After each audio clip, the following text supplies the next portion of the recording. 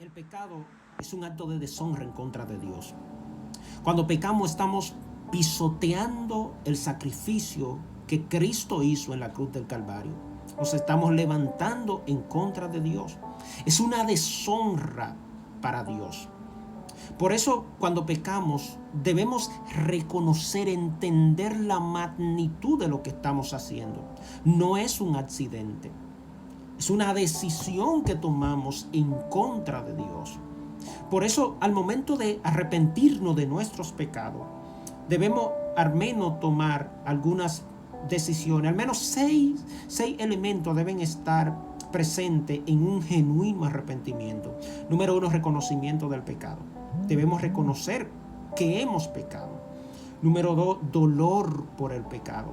Si pequé y realmente me estoy arrepintiendo, debo sentir el dolor, porque es una ofensa directa en contra de Dios y en alguna ocasión en contra de algunas personas.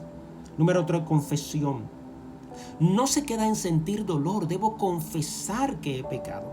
Y en algunas ocasiones esa confesión va a implicar confesar a algunas personas también ese pecado. Número 4, vergüenza por el pecado. Cuando sé que pequé, confesé ese acto de deshonra en contra de Dios, eso debe causarme mi vergüenza, porque estoy deshonrando al Dios que murió por mí en la cruz del Calvario. Número 5, debo odiar esa acción del pecado. Y asimismo odiar esa acción del pecado. ¿Por qué? Porque el pecado es una deshonra a Dios y Dios lo detesta.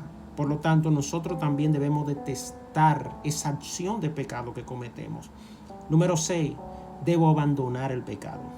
No hay arrepentimiento genuino si no se hace un rotundo abandono del pecado.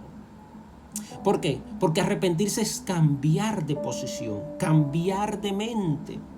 Y a veces nosotros confundimos el sentirnos mal con el arrepentimiento, y no es lo mismo. Usted se puede sentir mal por una acción que haya cometido, pero necesariamente eso no es arrepentimiento. El arrepentimiento implica reconocimiento del pecado, dolor por el pecado, confesión del pecado, vergüenza por ese pecado, odiar el pecado y abandono de ese pecado. Dios te bendiga.